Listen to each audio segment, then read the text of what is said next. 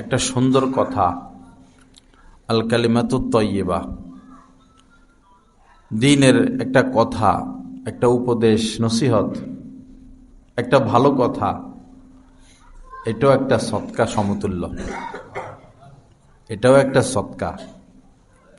কেউ গরিব মানুষ দান সদকা করতে পারে না, তো আল্লাহ রাসূল তার জন্য রাস্তা খোলা রেখেছেন।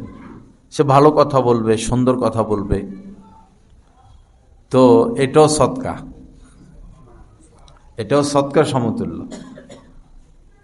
একজন মানুষ সারাদিন দান সদকা করতে পারে না। মসজিদের মধ্যে তো মসজিদের দান বাক্সে দেয়, মসজিদ থেকে বের হলে এক দুইজন ফকির আছে দেয়, বা 5 জন ফকিরকে দেয়। ফকির তো দাঁড়ানো 50 জন, সবাইকে তো দেওয়া সম্ভব হয় না, বা সবাইকে দিলেও হয়তো আজকের দিনে আর দেয় না। সারাদিন সদকা দেওয়া কাহারো দ্বারা সম্ভব না।